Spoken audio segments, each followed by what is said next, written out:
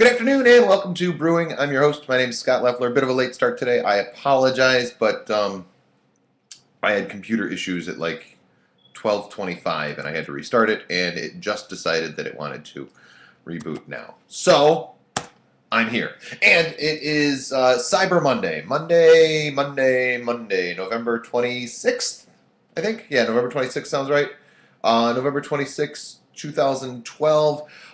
So most of you, not most of you, a lot of you, many of you, some of you, a few, one, hopefully somebody is spending the day shopping online while at work, and you're supposed to be collating and faxing and copying or whatever it is that you do at your job, but instead you have decided that you are going to search online for all the best deals. And I hope that there are some good deals for you because it's Cyber Monday, it's a holiday, it's I don't know. So thank you for taking time off from slacking in order to slack while watching the show or something like that. A few things to talk about today. I don't want to say a short show, but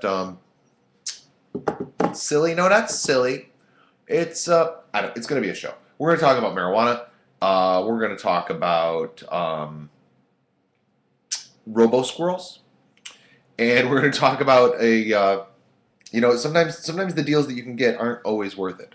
So since it is Cyber Monday, let's start with this fun and exciting story out of Tennessee, where a woman, an extreme couponer. Do you know any of these people? They show up at the grocery store and they have like $4 million worth of groceries, and then like they have to like dig some change out of their pocket to pay for it because it only cost them 18 cents because they had all these coupons and coupons upon coupons and doubling and tripling and et cetera, et cetera. And it's really annoying when you get behind one of them, but good for them. I wish I had the skill set. By the way, we are brewing, and I have a Christmas coffee cup because it's Christmas. Because it's after Thanksgiving, and that makes it Christmas. I realize it's not yet Christmas Day, but we're getting there, getting closer every day. And so more and more I'm feeling Christmassy.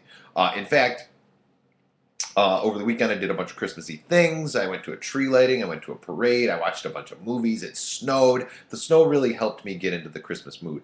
I was wondering what it was going to take. The snow helped a lot. Of course, now I look out the window and there's no snow. Just grass and leaves and a boat. There's a boat out my window. There's always a boat out my window. No, I don't live by the ocean. I don't even live by a lake. But there's a boat outside my window. No, really, I'm not kidding. There's a boat. So, all right, so in Tennessee, this extreme couponer says that she was attacked at a dollar store because the manager basically got pissed off that she had saved so much money. Now, the sign at the store, this Dollar Tree store, says that coupons are accepted.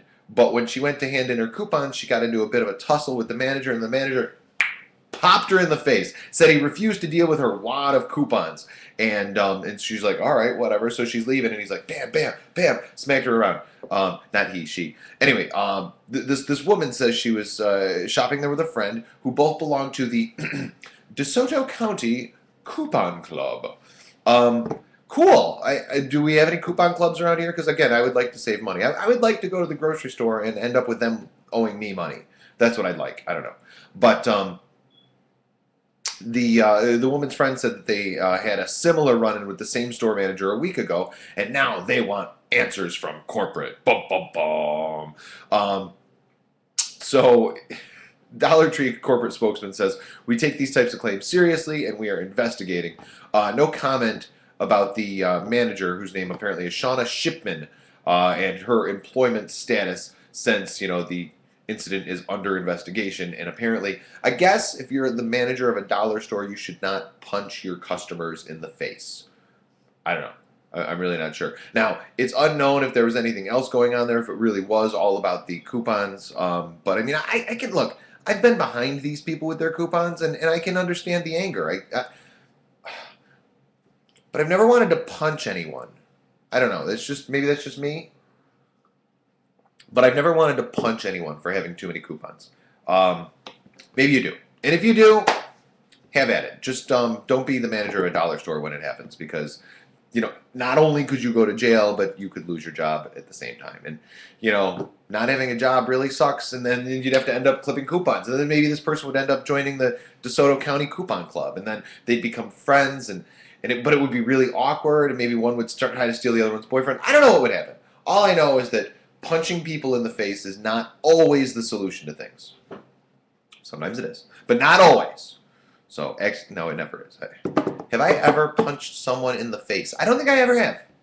I should add that to my list of things to do. Punch someone in the face. Anyway, if I were going to punch someone in the face, or felt like I wanted or needed to punch someone in the face, it'd be nice if I had a means, a method to calm down, right? Because, like, I get hyper sometimes, and I get upset, I even get angry. I'm not a violent person. The last person I physically struck was in, like, ninth grade, maybe? And then he ended up on, like, the FBI's most wanted terrorist list. It's a serious ordeal. But I'm not a physically violent person. But if I were, I would want there to be some sort of a means that I could control that. Like, marijuana? Do you remember Paul Harvey? I used to love whenever Paul Harvey would have a story about marijuana, because that's how he would say it. Marijuana? Anyway, I would want to have access to some high-grade pot to calm myself down. Now, I'm not a pot smoker, never been a pot smoker, but if it would give me that calming effect that would prevent me from wanting to punch coupon clippers in the face, well then, I'm all for it. In fact, I would say that that would be a medicinal necessity in order to calm down my spewing rage. Not that I have spewing rage, but if I did, I would want pot. Now, there's a story in the New York Daily News, and I tweeted this already. If you go to my Twitter, twitter.com/Scott Leffler, where, by the way, if you comment there, if you say, hey, at Scott Leffler, I'm watching your show, and I think you're talking about this, and I believe this, then I'll get that, and we can talk about that right here and right now, and it'll be, very Jesus Jones, right here, right now. There's no place I'd rather be. So, New York Daily News has this story about medicinal marijuana, and the fact that it could help to balance the state's budget crunch. And they had some fun with this story. Now, this is on Celeste Katz's blog, which is a fun part of the Daily News. I usually like the stuff that's there. It wasn't written by Celeste. I don't remember who actually wrote it. But if you go to the New York Daily News, look for Celeste Katz, and the stuff that's there is usually fun.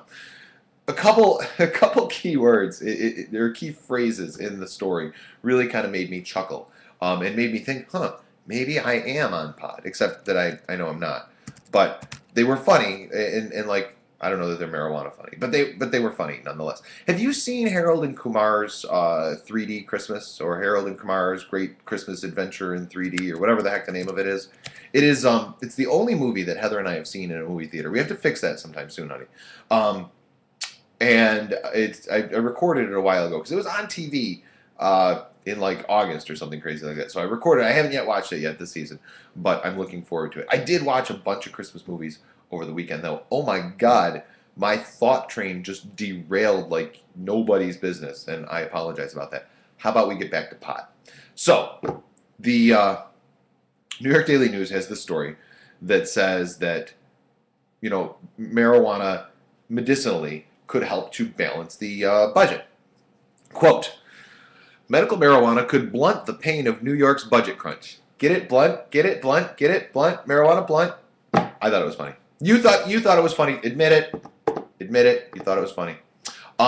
Senator Diane Savino, a Democrat from Staten Island, hopes to make New York the 18th state to legalize medical marijuana, saying that there's a huge amount of revenue here. Look, there are 2 states that have legalized pot, period. Like, hey, pot's okay. It's still against federal law to smoke marijuana, although I don't know why. We've talked about this before. But in 2 states, they're like, whatever, have at it. Now, personally, I think that New York should do that. Rather than putz around with this whole medicinal marijuana thing. We'll do medicinal marijuana now, and then 5 years from now, we'll legalize pot, and then, what's the point? Just legalize marijuana, tax it, and make some money. Although I'm not a huge fan of, taxing things for the purpose of making money. Political philosophy, we'll talk about it some other time. Anyway, the story also notes that the governor has only offered toking opposition. Toking opposition. The story's a lot of fun. Read it on Twitter. Get the link on my Twitter, I guess I should say. Because, look, I'm all for the legalization of marijuana, whether it is for medicinal purposes or recreational use or whatever. In fact, posted this morning the link to the New York Daily News site. My friend Bob Confer, on Twitter, at Bob Confer, says, and recreational marijuana could cure the woes I have over the state budget. He's such a kidder, that Bob Confer guy. So read that story. It's a lot of fun. Obviously, you already know what I think. I think it's a good idea. So, but that's just me. And who am I? I'm a guy that does a talk show in his kitchen. So, yeah, that. Nobody cares what I think. Nobody cares what I think. That's okay. Out this window, there's a boat. That window over there, and every other window I have in the back end of my house, are squirrels. Lots and lots and lots of squirrels. Oh my God, there is a squirrel army. I know I talk about the bird war, and the bird war does scare me. But if these squirrels ever like mobilized and really got their shit together, they would take over this neighborhood. Because I have more squirrel. There are more squirrels in this neighborhood than there are people, without a doubt. Probably more squirrels than people and pets combined. There's a shit ton of squirrels. All right. I think they're all real, but it's possible that some of them are robo-squirrels. This is true. This is a real story about robo-squirrels. I'm not making this up. I know that sometimes I say things and you're like, Leffler, you can't possibly be serious, but I'm serious about this one.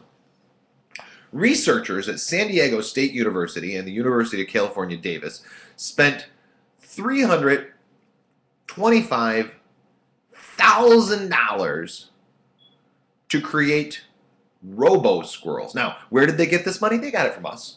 It was government grant, a National Science Foundation $325,000 grant to create robo-squirrels. Check that. A robo-squirrel. One $325,000 squirrel. Now, the purpose of this squirrel is to have it interact with rattlesnakes. Apparently, squirrels are often preyed upon by rattlesnakes. However, researchers have concluded that squirrels who are wagging their tails don't often get attacked. And when they are attacked by rattlesnakes, the tail-wagging squirrels are often missed. Apparently, the tail wagging confuses the rattlesnake. So the government's like, here's $325,000. Figure out why that is. Now, robo-squirrel is a taxidermied actual squirrel that's stored with live squirrels so it smells real. The body and tail are heated with copper wiring so the snake can see the squirrel's heat signature as if it were real. And the tail is controlled by a linear servo motor that makes it wag back and forth. This is for real. And this cost $325,000 of our money. Now, Robo-Squirrel moves on a track near a rattlesnake nesting in grass. Approaching the snake on the track, the robot squirrel can flip its tail back and forth with or without heating it, and then retreat. So, yeah. Robo squirrels. No, a $325,000 stuffed squirrel with a waggy tail. This is real. This is the shit that the government spends our money on. And then it wonders why we get so upset. Because I, for one, think that it's wrong to spend more than... I mean, if it were under $250,000, I could see the usefulness of watching rattlesnakes attack squirrels. But more than $250,000, that seems exorbitant to me. And I can't get behind the thought of, spending that sort of money just to watch snakes attack squirrels. But again, that's me. Maybe you feel differently. If you do me a favor, tweet me at Scott Leffler. Yeah, I don't know. So that's what I had for today. Now that allows you to get back to your shopping. It allows you to do what it is you need to do. Remember, I like coffee and coffee cups. Now I have not yet decorated for Christmas, by the way. But I did get the coffee cups out because I didn't have enough yesterday. I had company. My girlfriend was here with her kids, and we all wanted a hot chocolate. And I only had 4 coffee cups, and there's 6 of us. So I needed to get the Christmas coffee cups out. And while I was at it, I got a couple other Christmas things out as well, including this clock that I really like. I'll show you someday. But Christmas decorating, I believe, is this coming weekend. I don't know. We'll have to see what happens. But it's the Christmas season. I'm excited. You're excited. We're all excited. And Robo Squirrels. So thanks for tuning in. I'll see you tomorrow. Right here. Right back here. Right back here. Brewing. I'm Scott. Have a great day.